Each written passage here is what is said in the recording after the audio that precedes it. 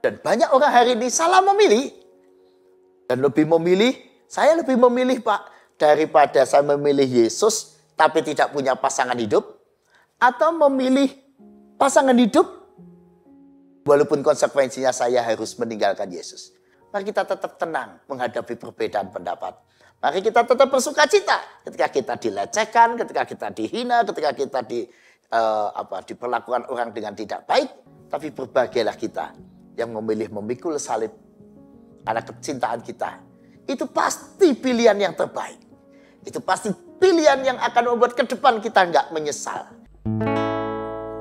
Mulialah namamu Tuhan,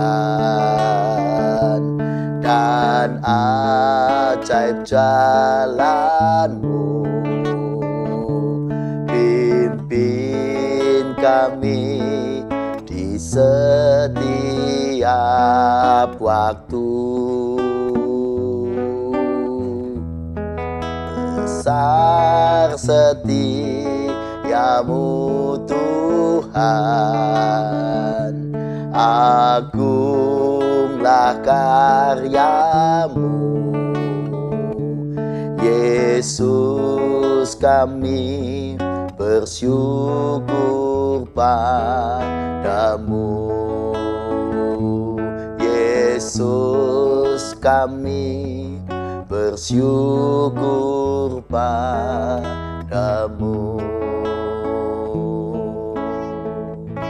Sahabat Morning Christ yang dikasihi Tuhan, besar setianya Tuhan. Apakah besar juga kesetiaan kita kepada Tuhan? Mari kita awali hari-hari ini dengan tetap setia membaca firman Tuhan dan menghidupinya setiap waktu. Mari kita berdoa. Ya Tuhan, kami rindu membaca dan merenungkan firman. Kami ingin setia dalam hal ini dan setia melakukannya juga, supaya kami menikmati hari-hari yang hidup bersama Tuhan. Tolonglah kami yang lemah ya Bapa, supaya hidup kami selalu berkenan menjadi hidup yang memuliakan nama Tuhan dan berkenan di hadapan-Mu. Terpujilah nama Tuhan. Amin. Sahabat Morning Christ yang dikasihi oleh Tuhan, setiap hari kita selalu membuat keputusan, bukan? Bahkan tiap detik kita harus buat keputusan. Itu bangun tidur kita harus membuat keputusan. Mau langsung bangun atau mau tidur lagi. Begitu bangun kita harus membuat keputusan juga. Mau apa setelah bangun? Mau langsung mandi? Mau makan? Mau main HP? Atau baca Alkitab? Keputusan lagi kita harus buat keputusan. Kalau kita sudah pegang Alkitab, masih harus ada buat keputusan lagi. Kita mau membaca Alkitab seberapa lama, mau seberapa cepat, atau mulai dari mana, dan seterusnya. Begitu kita memakai pakaian, mau keluar, kita harus buat keputusan lagi. Keputusan kemana kita harus melangkah, ke arah mana, prioritas yang harus kita kerjakan, dan seterusnya. Pendek kata setiap waktu, tiap menit, tiap jam kita harus membuat keputusan, bahkan keputusan-keputusan yang besar. Tahu-tahu kita harus buat keputusan yang besar, bagaimana harus kita bersikap.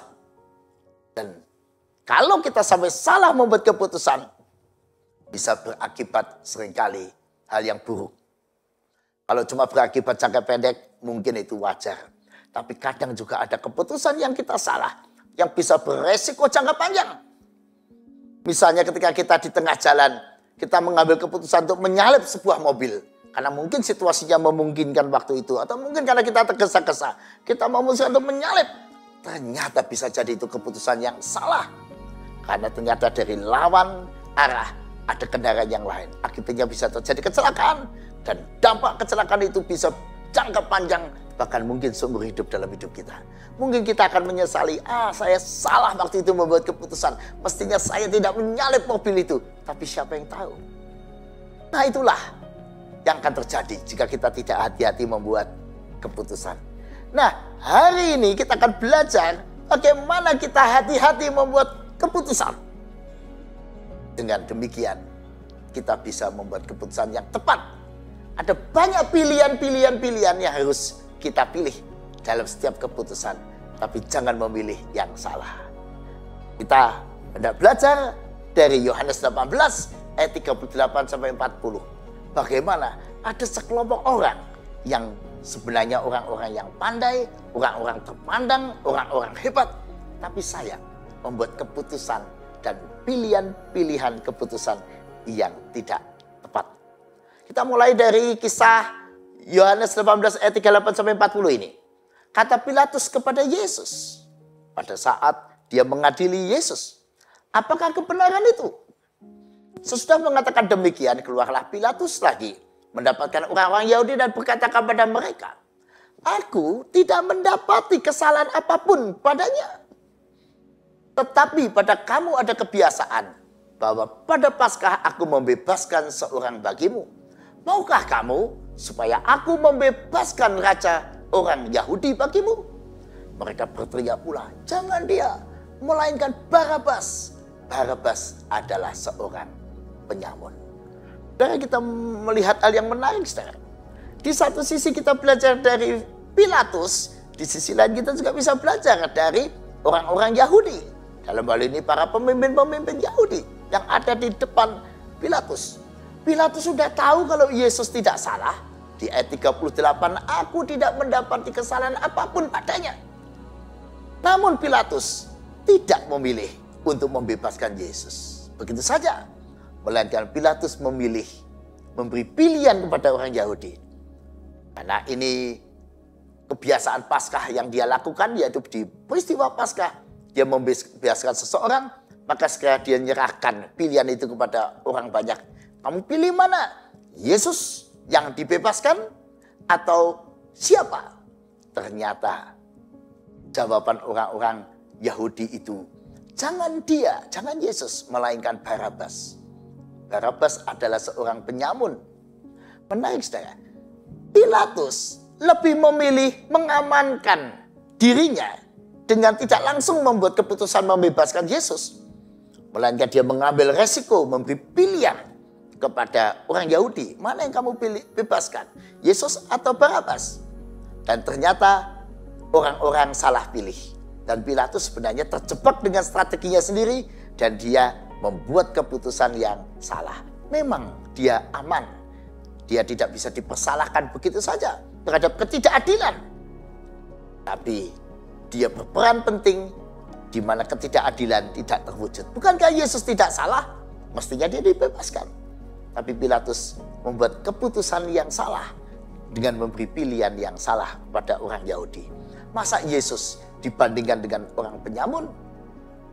Namun di sisi lain kita belajar dari orang-orang Yahudi di waktu itu yang diberi pilihan bukan memilih Yesus, guru yang baik, yang suka menyembuhkan, yang membawa banyak mujizat bagi kepentingan banyak orang.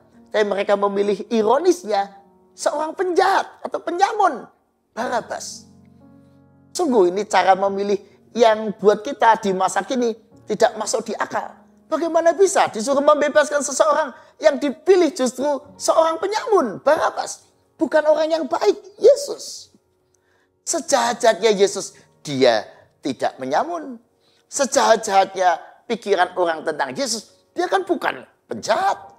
Dia adalah seorang guru yang baik, yang selalu hadir untuk berkhotbah, memberikan nasihat, memberikan penghiburan, kesembuhan, mujizat.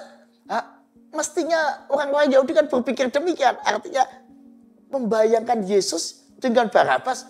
Masa yang dipilih Barabas ini sungguh pilihan dan keputusan yang keliru. Namun itulah manusia, bisa membuat keputusan-keputusan dengan mengambil pilihan keputusan yang keliru. Dari dua gambaran ini kita diingatkan bagaimana kita sendiri. Yang pertama, kalau kita harus membuat keputusan antara Yesus atau sesuatu, kita pilih mana? Mungkin sebagian kita akan cepat, ya saya tentu pilih Yesus dong Pak, saya akan pengikut Yesus. Ya, pada waktu kita tidak ada masalah, kita akan bilang dengan mudah, saya pilih Yesus. Coba ketika kita ada dua pilihan, mengikut Yesus, namun kita akan mengalami kesulitan. Mengikut Yesus berarti jalan kejujuran, mengikut Yesus berarti jalan kebenaran. Tapi ada pilihan yang lain, bukan Yesus, namun kita akan cepat kaya. Bukan Yesus, namun kita akan cepat mulia. jalan tol untuk mendapatkan kekayaan, karena jalan ilegal untuk mendapatkan keuntungan. Ayo pilih mana? Mungkin pada saat kita harus memilih kembali, Yesus atau bukan Yesus. Dan banyak orang hari ini salah memilih. Dan saya lebih memilih Pak, daripada saya memilih Yesus tapi tidak punya pasangan hidup, atau memilih pasangan hidup walaupun konsekuensinya saya harus meninggalkan Yesus. Dan hari ini banyak orang memilih meninggalkan Yesus demi pasangan hidup, demi menikah dengan seseorang. Pak, saya sudah sekian usianya, daripada saya tidak menikah, ya sudahlah, saya menerima dia dengan segala syaratnya, termasuk meninggalkan Yesus. Ada juga orang yang membuat keputusan yang menurut saya keputusan yang tidak tepat.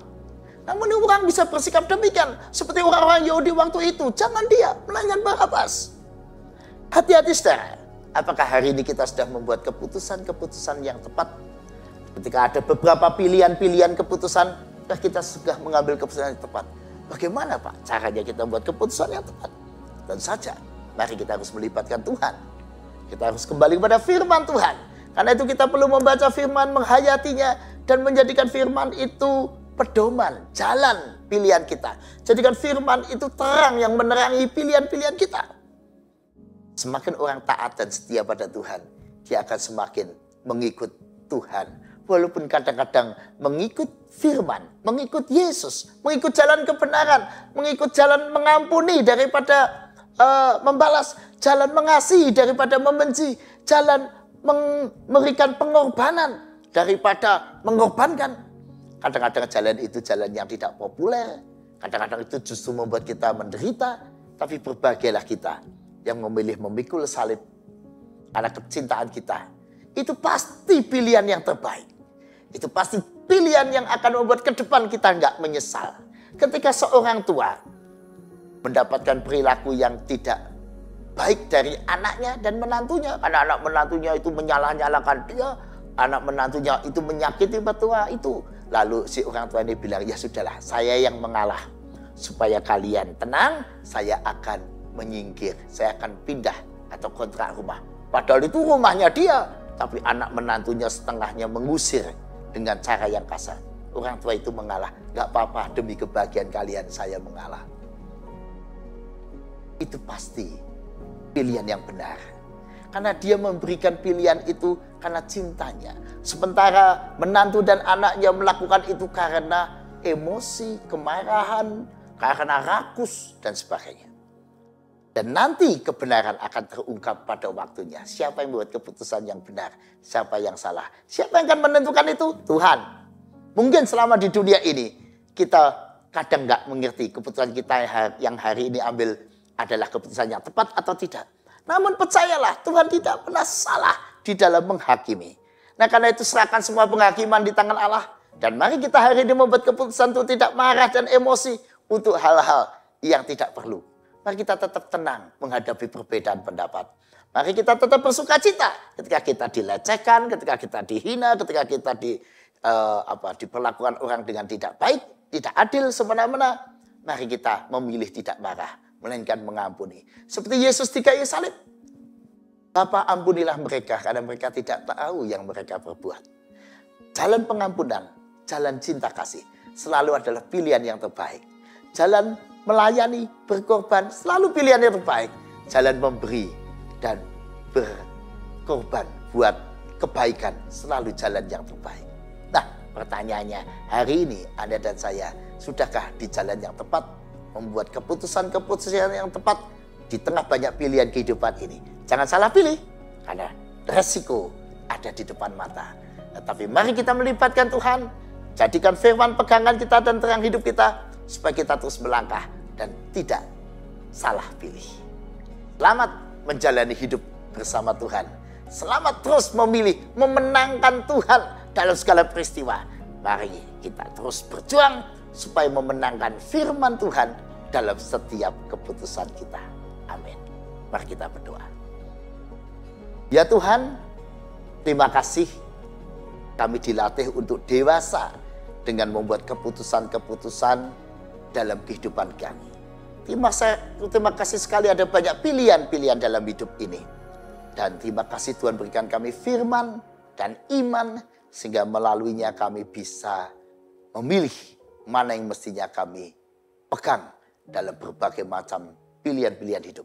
Dan kami bersyukur punya Tuhan seperti Engkau yang sudah memberi kami pengajaran jalan hidup yang paling bijak, yaitu jalan cinta kasih dan pengampunan. Pujilah nama Tuhan. Amin.